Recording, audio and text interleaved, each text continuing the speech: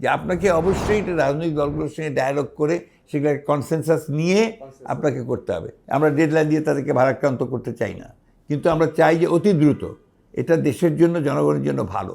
আপনি যত ডিলে করবেন তত ক্ষতি হবে। দায়িত্বশীল লোকের কথা তো এটা হতে পারে না। এটা জাস্ট আমাকে উইশফুল থিঙ্কিং। এটা আমি বললাম যে ওরা 3 প্ল্যান করছে, এখন 3টা, এটা আপনি একটা রাষ্ট্র, তো এটা তো আপনার একটা মানে এটা রাষ্ট্র, এটা আইনের মধ্যে চলে, সংবিধানের মধ্যে দিয়ে চলে। আমি চাইলাম যে আওয়ামী লীগকে 3টা ইলেকশন করতে দেবো না, ওটার অধিকারটা কি? আমাদেরকে জামাত ইসলামের সঙ্গে সবসময় আপনারা ট্যাগ করেন না। এটা আমি সবাইকেই বলেছি। যুগপৎ আন্দোলন করছিলাম, সেই যুগপৎ আন্দোলনের মধ্যে অন্যান্য দলগুলো ছিল, জামাতও ছিল, এখনও আছে।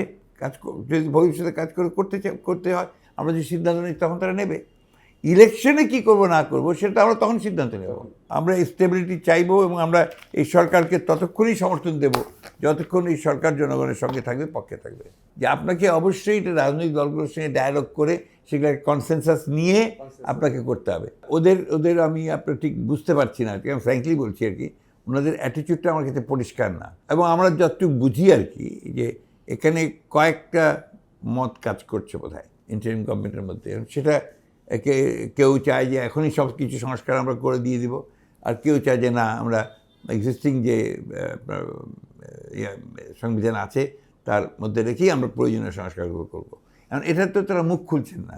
অস্পষ্টতা কোনো জিনিসই কিন্তু ভালো না। আজকে এই সরকারের সবচেয়ে বড় প্রবলেম হচ্ছে যে এখন পর্যন্ত, কালকে তারা একটা পলিসি ডিসিশনের একটা বক্তব্য দিয়েছেন, কিন্তু সেটা খুব ভেগ।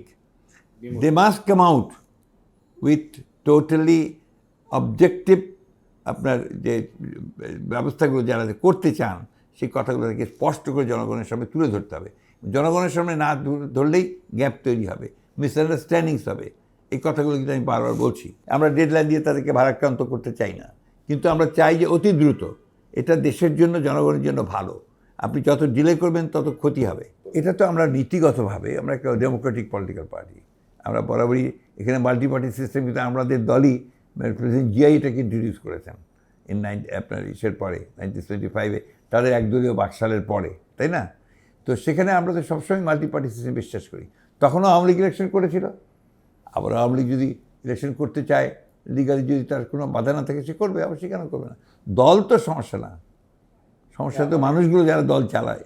দায়িত্বশীল লোকের কথা তো এটা হতে পারে না। এটা জাস্ট আমাকে উইশফুল থিঙ্কিং। এটা আমি বললাম যে ওরা 3 প্ল্যান করছে, এখন 3টা, এটা আপনি একটা রাষ্ট্র, তো এটা তো আপনার একটা মানে এটা রাষ্ট্র, এটা আইনের মধ্যে চলে, সংবিধানের মধ্যে দিয়ে চলে। আমি চাইলাম যে আওয়ামী লীগকে 3টা ইলেকশন করতে দেবো না, ওটার অধিকারটা কী? প্রশ্নটা করে। তাহলে আপনাকে রেফারেন্ডাম করতে হবে, পিপুলকে বলতে হবে যে আওয়ামী লীগকে আমরা ব্যান করবো। এই জিনিসগুলো আসতে হবে। তো একটা ডেমোক্রেসি আপনি চালু করবেন, সেই ডেমোক্রেসিকে তো সকল দলের সকল অধিকারটাকে নিশ্চিত করতে হবে। তো আপনাকে জুডিশিয়ারি তো আপনার ইন্ডিপেন্ডেন্ট হতে হবে, এটা আমরা পরিষ্কার বলছি। এবং জুডিশিয়ারির পুরো ব্যাপারটাই আপনার স্বাধীন থাকতে হবে, তাকে ইন্ডিপেন্ডেন্ট থাকে পুরোপুরি। সেইখানে কেন হবে না? আপনি এখন ইনিশিয়েট শুরু হলো, তখন গিয়ে শেষ হবে। আমাদেরকে জামাত ইসলামের সঙ্গে সবসময় আপনারা ট্যাগ করেন না। এটা আমি সবাইকেই বলেছি। আপনি দেখবেন যে আপনার ডেইলি স্টার যখন আপনার রাখে জামাত ড্যাশ বিএনপি, নো, জামাত আলাদা দল, আমরা আলাদা দল। আমাদের রাজনৈতিক দৃষ্টিভঙ্গি, তাদের দৃষ্টিভঙ্গি তো এক না, আলাদা থাকে, আমাদের আলাদা থাকে। আমরা ইতিপূর্বে আন্দোলনের জন্য, এই ফ্যাসিস্ট সরকারকে সরানোর জন্য আমরা বহু রাজনৈতিক দলের সঙ্গে ঐক্যমত করেছিলাম। আমরা যুগপৎ আন্দোলন করছিলাম। সেই যুগপৎ আন্দোলনের মধ্যে অন্যান্য দলগুলো ছিল, জামাতও ছিল, এখনও আছে। যদি ভবিষ্যতে কাজ করতে হয়, আমরা যে সিদ্ধান্ত নিই তখন তারা নেবে। ইলেকশনে কি করব না করব সেটা আমরা তখন সিদ্ধান্ত নেব না। আমরা তো অবশ্যই জনগণকে সঙ্গে নিয়ে সেটা রুখে দাঁড়াবো। আমরা স্টেবিলিটি চাইবো এবং আমরা এই সরকারকে ততক্ষণই সমর্থন দেব যতক্ষণ এই সরকার জনগণের সঙ্গে থাকবে, পক্ষে থাকবে। আমরা কোনো টাইম ফ্রেম দিচ্ছি না, তবে আমরা আপনার চাই যে দ্রুত সময়ের মধ্যে ইলেকশন করতে হবে।